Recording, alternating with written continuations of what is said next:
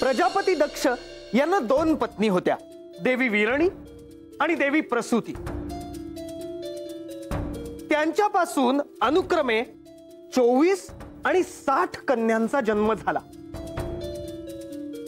त्यापैकी देवी प्रसूती यांची कन्या ख्याती हिचा विवाह महर्षी भृगु यांच्याशी झाला होता।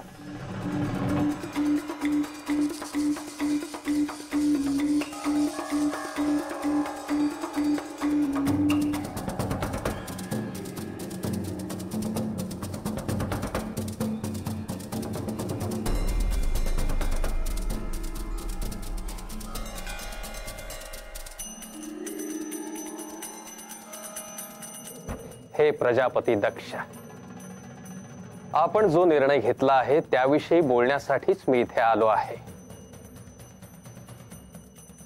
मी माझ्या निर्णयावर ठाम आहे। प्रजापती म्हणून संपूर्ण पृथ्वीचे दायित्व माझ्यावर आहे आणि मला माझ्या साम्राज्यात कोणीही त्या भणंग शिवाचे पूजन करावे हे मान्य नाही। त्याचे ते शिवलिंग कोणत्याही मंदिरात दिसणार नाही। त्याच्या नावाने जे जे काही सुरू आहे ते मी संपूर्ण नष्ट करणार आहे। तरीही शिव राहणारच। शिव सर्वत्र आहे, कारण ते तत्व आहे। त्रिमूर्तींमधल्या लयतत्वाचं उत्तरदायित्व त्यांच्यावर आहे। जे जे अशुभ आहे त्याचा संहार करणं, ते नष्ट करणं हे त्यांचं कार्य आहे। आपण प्रजापालनाचे कार्य आनंदाने करावे। भृगु, या क्षणापासून मी जो आदेश सर्वत्र पाठवलेला आहे तो अंमलात येताना दिसेल आणि तो स्मशानवासी शंकर एकटा पडलेला दिसेल। परंतु हे प्रजापती दक्ष, देवी सती ही साक्षात भगवतीचा अवतार आहे। मनुष्य जन्मामुळे त्यांना त्यांच्या स्वरूपाची जाणीव होत नाही, परंतु भविष्यात आपल्याला त्यांचा हात प्रत्यक्ष श्री महादेवांच्याच हाती द्यायचा आहे। तेव्हा आपला आदर म्हणून मी ऐकून घेतले, अन्यथा माझ्या दृष्टीला जे सत्य दिसते आहे तेच मी सांगतो आहे। माझ्या कन्येला सतीला त्या दळिद्री शिवाकडे पाठवू? होय। ओम नमः शिवाय। माझ्या समोर त्या अशुभ शिवाचे नावही घ्यायचं नाही, हा माझा आदेश आहे। जो आदि पुरुष आहे, जो पुराण पुरुष आहे, जो चिरंतन आहे तो शिव। ज्याला आरंभ नाही, ज्याला अंत नाही तो शिव। त्याला नाहीसे करणे कुणालाही शक्य नाही। मी ते करून दाखवणार आहे आणि मग ते पाप असेल की पुण्य ते भविष्यकाळच ठरवेल। शिव शिव म्हणता वाचे, मूळ नरा हे पापांचे। ऐसे महात्म्य शंकराचे निगमागम वर्णिती। भृगु, थांबा। यानंतरही तुम्ही त्याचे नाव घेतलेत तर मला तुम्हाला शासन करावे लागेल। जशी आपली इच्छा, परंतु महादेवांमुळे मला भविष्याचे जे ज्ञान झाले आहे त्या आधारे मी असे भाकीत वर्तवतो की हे प्रजापती दक्ष, एक दिवस असा येईल की अपराध बोट ठेवून तुम्ही शिवाचे नामस्मरण करा। भृगु, मी भाकीत करतो की तुमचे भविष्य कथन असत्य ठरेल। मी माझे कर्तव्य केले। यानंतर पुन्हा मला समजावून सांगण्याचे धाडस करू नये भृगु। मला शिवाचे सोडून इतर कुणाचेही भय नाही प्रजापती दक्ष। येतो मी।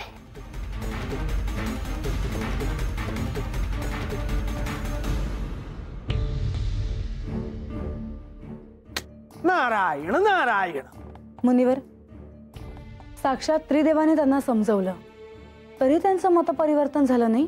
होय देवी, त्यांनी मनोमन जणू हे निश्चितच केलं होतं। आणि इतकंच काय, तर यापुढे श्री महादेवांची भक्ती केलेलीही त्यांना आवडणारी नव्हती।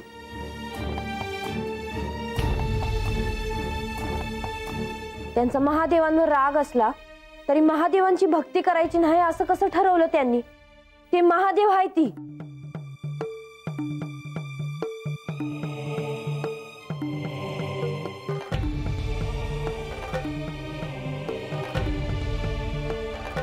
मला आपला हेवा वाटतो. आपणास महादेवांसारखे पती लाभले. मला कल्पना आहे हे वाटणं हा एक अपराध आहे. मी स्वतःला थांबवण्याचा प्रयत्न करूनही माझं महादेवांवरचं प्रेम कमी होत नाही. बानू, शांत हो. तुला जो राग आला आहे तो का आला आहे हे मला जाणवत आहे. परंतु बानू, त्या क्षणी ते तसं घडणं हे अत्यंत आवश्यक होतं. आता ते का घडलं हे लवकरच तुला कळेल. हे प्रभू, हे महादेव, हे सर्वत्र काय चालले आहे? नंदी, तू कसली चिंता करत आहेस? प्रजापती दक्ष यांनी आपली प्रत्यक्ष श्री महादेवाची, माझ्या आराध्याची पूजा करायची नाही असा आदेश दिला आहे. एवढेच नाही तर आपले प्रतीक असलेले शिवलिंग कोठेही नसावे असा आदेश देखील त्यांनी काढला. प्रजापतीला जे काही करायचे आहे ते त्याला करू द्यावे, चिंता नसावी. पण मग ह्याचा अर्थ काय आहे प्रभू? मी श्री ब्रह्मदेवांना शाप दिला होता की ह्या पृथ्वीवर त्यांचे पूजन होणार नाही. हा त्याचाच प्रतिशोध आहे. पण मग आता आपल्या भक्तांनी काय करायचे? मी केवळ मूर्तीत आहे का? नाही, मी माझ्या भक्तांच्या हृदयात आहे. ज्यांचे चित्त माझ्यापाशी आहे मी त्यांच्या चित्तात आहे. माझे भक्त कुठेही असो, मी केवळ त्यांच्या एका हाकेच्या अंतरावर आहे. होय प्रभू, परंतु आपले नाव, शिवलिंग आणि मंदिरं नष्ट केली जात आहेत. प्रजापती माझी मंदिरं नष्ट करेल, माझी चिंताच नष्ट करेल, परंतु तो मला नाही नष्ट करू शकत. या सृष्टीत मी आधीही होतो, आताही आहे आणि ह्यानंतर ही असेल. मी चिरंतन आहे. आता आदिशक्तीचे, साक्षात भगवती देवीचे एक नवपर्व सुरू झाले आहे.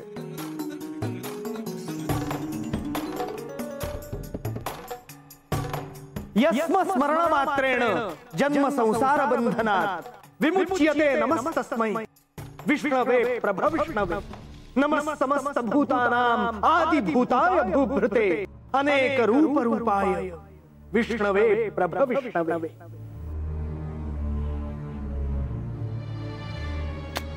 नारायण नारायण. ज्यांच्या केवळ स्मरणाने मनुष्य जन्म मृत्यूच्या बंधनातून मुक्त होतो, जे सर्वांच्या उत्पत्तीचे मूळ कारण आहेत, अशा श्री विष्णूंना माझा नमस्कार असो. मुनिवर, आख्यानात असे अचानक विष्णूंची स्तुती करण्यामागे काहीतरी विशेष प्रयोजन असेल. नारायण नारायण. होय देवी, यामागे निश्चित असे प्रयोजन आहेच. जसे श्री विष्णू माझे आराध्य आहेत, तसेच ते प्रजापती दक्ष यांचेही आराध्य होते. देवी सती लहानाच्या मोठ्या होत होत्या आणि जसे श्री विष्णू हे आपले आराध्य आहेत, तसेच आपल्या मुलींनीही आपल्या आराध्याचे आपल्याप्रमाणेच पूजन करावे असा प्रजापती दक्ष यांचा मानस होता. आणि म्हणून त्यासाठी जणू ते सर्वांना दीक्षाच देत होते. आपल्या कन्येचा श्री महादेवांशी विवाह होऊ नये असाच प्रजापती दक्ष यांचा मानस होता. आणि म्हणूनच देवी सती यांना देखील ते पूजना संदर्भात सांगत होते.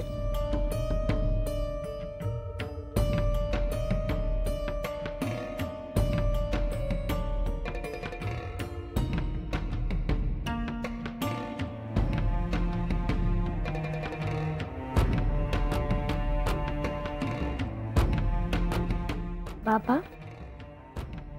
ही कोणाची मूर्ती आहे? ही सृष्टीच्या जगतपालकांची, अर्थात सृष्टीचे जगतपालक श्री विष्णू यांची मूर्ती आहे. निर्मिती, पालन आणि संहार हे या त्रिमूर्तींचे कार्यक्षेत्र आहे. त्यापैकी पालन हे विष्णूंचे दायित्व आहे. श्री विष्णू हे माझे आराध्य आहेत.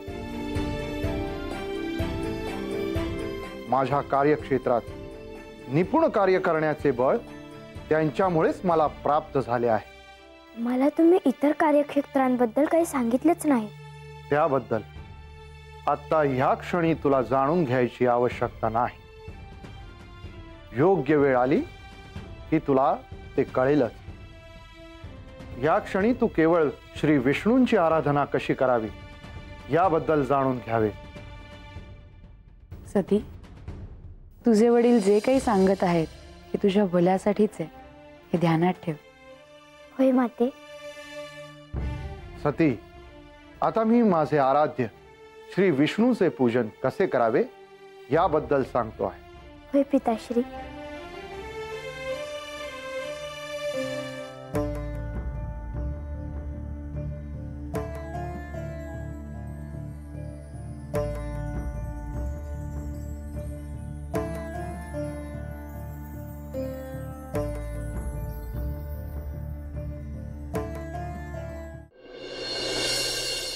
नारायण नारायण.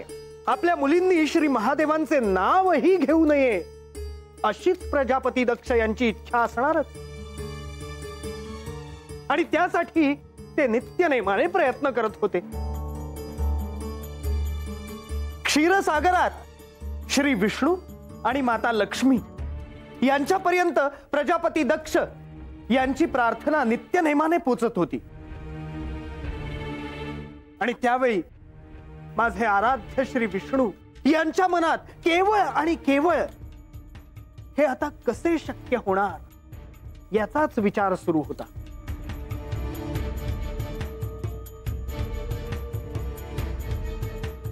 हे प्रभू, आपण पाहता आहात ना काय होते आहे ते. आता आपण काय करावे? धर्मसंकट हे केवळ मनुष्यापुढेच उभे राहत नाही, तर त्याचा प्रत्यय आपल्याला देखील येतोच आहे. आपण प्रजापती दक्षाचे आराध्य आहात, परंतु त्याची ही भक्ती द्वेषाच्या आधारावर उभी आहे. प्रजापती दक्षाचा श्री महादेवांच्या प्रतीचा द्वेष अधिकाधिक वाढत चालला आहे. आपण असे समजतो आहोत की श्री महादेव आणि सती यांचे मिलन होईल, शिव आणि शक्ती पुन्हा एक होतील, परंतु ह्यात प्रजापती दक्ष अडथळा होताना दिसतो आहे. दक्षाने जे वचन दिले होते त्याचे त्याला स्मरण नाही असे तो दाखवतो आहे. परंतु हे सत्य नाही हे आपण जाणतो. मला असे वाटते की आपण ह्यात तात्काळ हस्तक्षेप करावा. तसे करू शकत नाही. परंतु का? कारण त्याने आजवर माझी जी भक्ती केली आहे त्याचे संचित त्याच्या पाठीशी आहे. त्याच्या अविचल अशा श्रद्धेविषयी मला शंका नाही, परंतु शिवाविषयी जो द्वेष आहे तो त्याने सोडून द्यावा यासाठी आपण काहीतरी करू शकतो, परंतु आत्ता नाही. श्री महादेवांचे यावर काय म्हणणे आहे हे तुम्ही सांगितले नाही. त्यांनी यात हस्तक्षेप करण्यास नकार दिला आहे. परंतु आता ह्यात सतीचे काय होणार? देवी, आपल्याला विस्मरण झाले आहे का? साक्षात सती म्हणजेच भगवती देवीचा अवतार आहे. मला याचे स्मरण आहे, परंतु सतीला बालस्वरूपात विष्णू भक्तीचा आग्रह केला जातो आहे. तिने शिवासाठी जन्म घेतला आहे. तिच्या अंतःकरणात केवळ शिव आहे. असे असताना तिला विष्णू भक्ती करण्यास भाग पाडणं हे योग्य नाही. देवी, आपण तात्काळ कोणत्याही निष्कर्षापर्यंत पोहोचायला नको. आपण श्री भगवती देवींची लीला पाहूया. नारायण नारायण. प्रजापती दक्ष यांना या साऱ्याची आठवण पुन्हा करून द्यावी का? श्री सतीदेवी यांच्या जन्मामागचे कारण त्यांना पुन्हा सांगावे का? त्यांचा आणि श्री महादेवांचा विवाह होणं हे कसं क्रमप्राप्त आहे हे त्यांना पुन्हा सांगावं का? हे आणि असे अनेक विचार त्यावेळी देवांच्या मनात येत होते. महाराज, मला एक विचारायचं आहे बघा. बोल बानू, जे विचारायचं आहे ते विचार. नाही म्हणजे महाराज, महादेवांसंग सतीदेवींचं लगीन होणार आहे हे तर महादेवासनी ठाव होतं. होय बानू. मग असं असताना महादेवांनीच सतीदेवीच्या बासनी हे समज का नाही सांगितलं? महादेवांनी त्यासनी जर सांगितलं असतं तर त्यांनी ऐकलं नसतं होय? बानू, कदाचित तसं घडलं असतंही, परंतु त्यामध्ये मी थेट हस्तक्षेप करणार नाही असं ठरवलं होतं. पर असं का देवा? कारण जे घडतं ते ह्या परमनियतीने लिहून ठेवलेलं असतं. त्याचा एक निश्चित अर्थ असतो, एक निश्चित असं प्रयोजन असतं. होय, त्यावेळी आमच्या मनात देखील श्री महादेवांनी यात हस्तक्षेप करावा असं वाटत होतं. म्हणूनच मी आणि श्री ब्रह्मदेव यांनी कैलासात जाऊन श्री महादेवांची भेट घेतली.